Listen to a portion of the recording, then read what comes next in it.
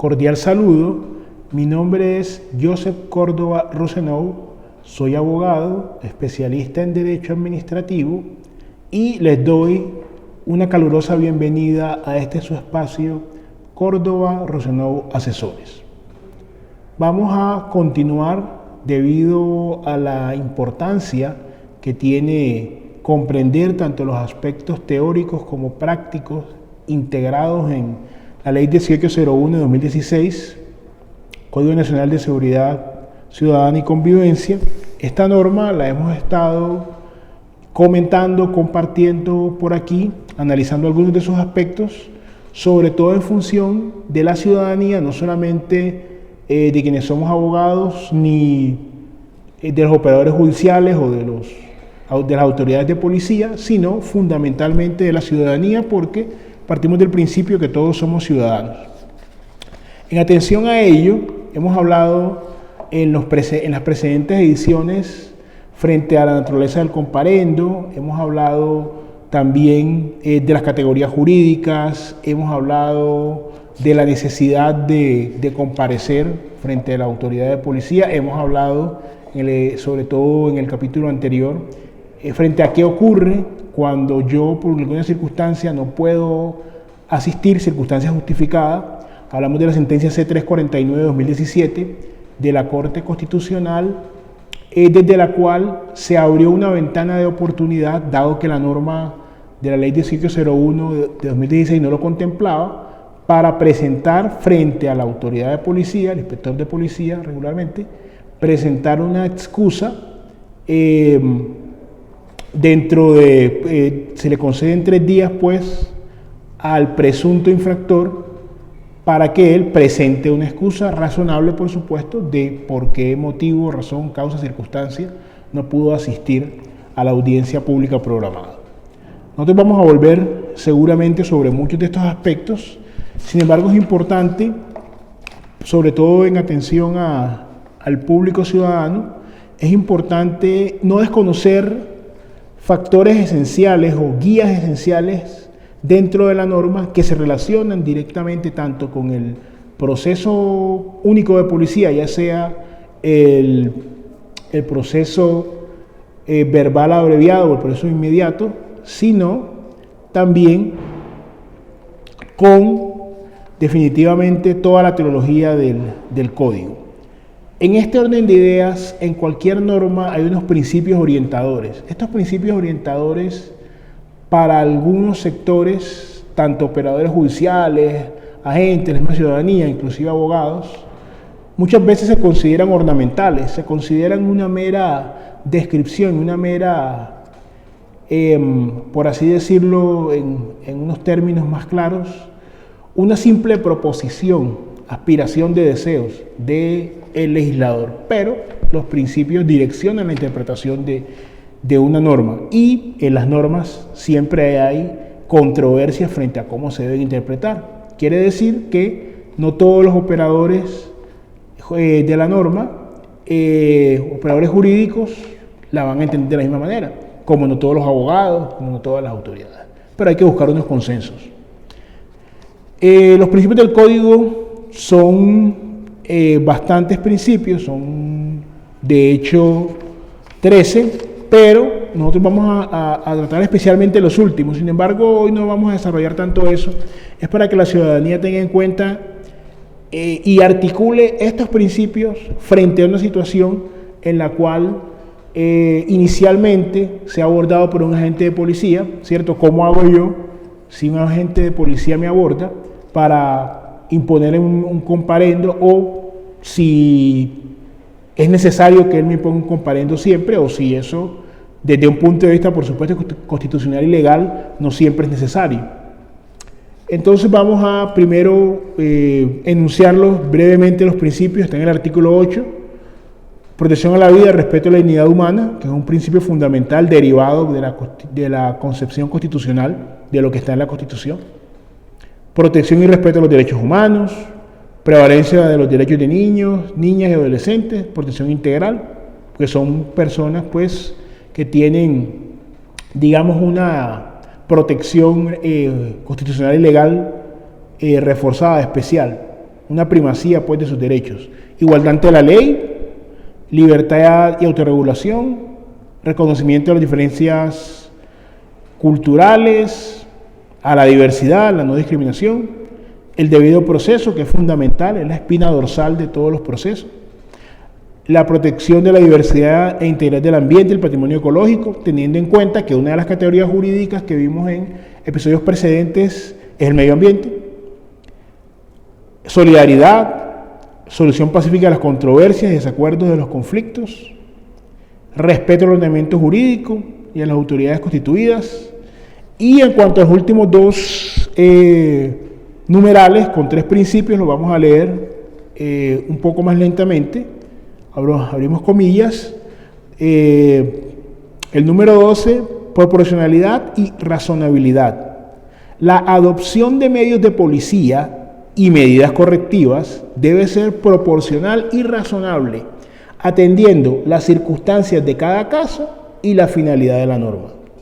Por lo tanto, se debe procurar que la afectación de derechos y libertades no sea superior al beneficio perseguido y evitar todo exceso innecesario. Numeral 13. Necesidad. Las autoridades de policía solo podrán adoptar los medios y medidas rigurosamente necesarias e idóneas para la preservación y restablecimiento del orden público cuando la aplicación de otros mecanismos de protección, restauración, educación o prevención resulte ineficaz para alcanzar el fin propuesto. Cerramos comillas. En muchos de los procesos de diferente raíz, de diferente causa, se invocan mucho este par de principios, ¿cierto? Porque es importante entender que la razonabilidad y la necesidad establecen unas medidas jurídicas, establecen un marco legal, desde el cual el operador jurídico de la norma tiene que respetar ese marco. No se pueden imponer porque el código ha superado ese criterio draconiano, ese criterio puramente de gendarme que hablamos en el primer episodio, lo ha superado.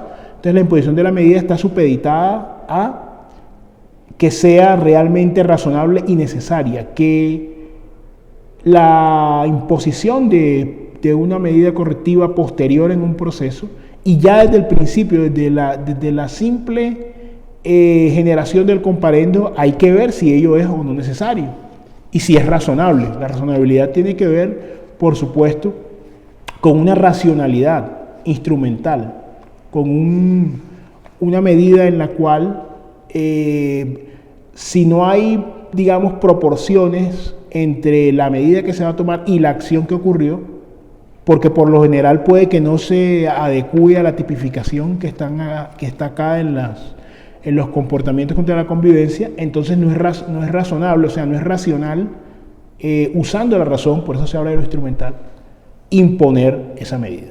Entonces, en el proceso único de policía hay un proceso verbal inmediato, que está en el artículo 222, que es el que se genera por unas autoridades de policía específicas y de pronto, para ser más claro con la ciudadanía, porque quizá por ahí hay una inquietud frente a los términos, básicamente con el agente de policía que se acerca, ya sea porque lo llamaron, ya sea porque pasó en el momento y consideró que se estaba cometiendo una violación y se estaba transgrediendo la norma de la ley 1801 de 2016.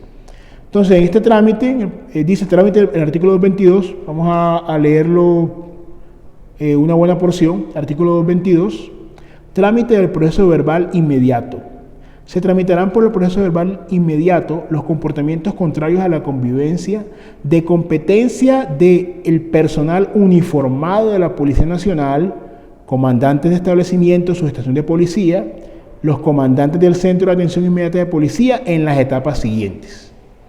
Nosotros ya hemos conversado y lo vamos a seguir haciendo frente a la naturaleza expedita de este código y sobre todo que se trata de preservando los derechos por su misma naturaleza administrativa. Se requiere que sea un código rápido y que los procedimientos así lo sean. Eso sin restar garantías. Entonces, en las etapas se dice, se podrá iniciar de oficio, lo que le acabamos de comentar. Digamos que la persona está en la calle, saca un canino de manejo especial, lo que antes se llamaba razas potencialmente peligrosas. Un pitbull, por ejemplo, lo saca, no tiene bozal, no tiene trailla, el agente de policía o los agentes pasan en la motocicleta, allí se podría imponer un comparendo de oficio, o a petición de quien tenga interés directo o acuda en defensa de las normas de convivencia. En este caso fue un vecino el que llamó, porque todas las mañanas él sale a trotar y ese señor todas las mañanas saca el perro y el perro ya ha hecho amagues de morderlo o algo. El vecino, que ya sabe lo que va a pasar, llamó llamó al cuadrante y llegaron los agentes de policía. Segundo, una vez identificado el presunto infractor, la autoridad de policía lo abordará en el sitio donde ocurran los hechos, el parquecito donde el señor va a trotar y el otro va con el perro, si ello fuera posible, o aquel donde lo encuentren. Es decir, el señor se desplazó después de un momento a la casa del vecino, pero ahí lo encontraron, y le informará que su acción u omisión configura un comportamiento contrario a la convivencia, porque sacó a uno de estos caninos de manejo especial, sin trailla y sin bozal. 3. El presunto infractor deberá ser oído en descargos. Allí, en ese momento de los descargos, tiene que jugar mucho, y es importante, sabemos que se han capacitado exitosamente muchos agentes de la Policía Nacional. Sin embargo, hay un sector, como en todo, ¿cierto?, que al margen de la capacitación muchas veces olvida la teología, la finalidad del código, que es preservar la convivencia y no tanto imponer un comparendo. Y en algunas ocasiones, no es la mayoría de ocasiones, pero lamentablemente llega a suceder, se impone el comparendo sin oír a la persona en descargos. Y esto que está acá en este artículo 222, para nosotros como ciudadanos, es importante tenerlo siempre en cuenta, que es una garantía que la norma nos está dando ya en el marco de un proceso. Es decir, ahí en la calle, el señor que los agentes de policía lo abordan, que va con el perro, allí está ya, hay un tipo de proceso. Evidentemente, esto también puede generar una discusión, pero eso ya sería puramente teórico. Evidentemente, a nivel práctico, ahí se está dando en ese momento un proceso en el cual la persona, porque está haciendo, puede y debe ser oído, el verbo es deber, debe ser oído, y el policía es un funcionario público.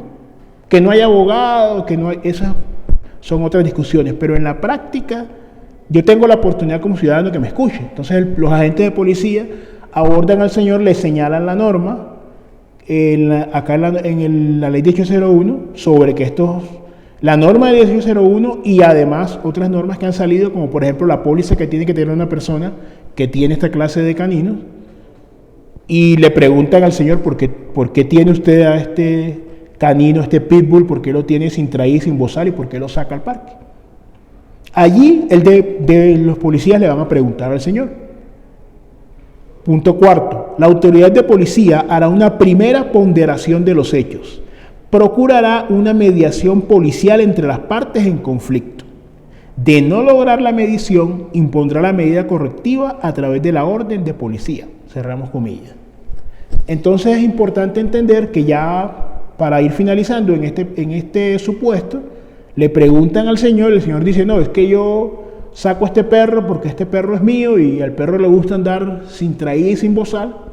Entonces, allí, la ponderación que deben hacer los agentes es que no hay un motivo proporcional y razonable, ¿cierto?, para que este señor saque a ese perro de manejo especial que ya ha hecho o ha mostrado sus intenciones de morder al vecino, ¿cierto? Como no hay un elemento justificativo de eso, consideraría yo que debe entonces imponer el respectivo comparendo. Entonces, ¿qué debemos tener en cuenta como ciudadanos? Primero, es importante revisar los principios de la norma. Y cuando el agente de policía se acerque respetuosamente a nosotros como ciudadanos, respetuosamente debemos hacerle ver que en el trámite del proceso verbal inmediato tenemos el derecho de ser escuchados en función a unos principios y que no se puede sencillamente imponer el comparendo de manera automática, sino que hay que ver por qué motivo, si es proporcional y razonable y si es necesario además la imposición.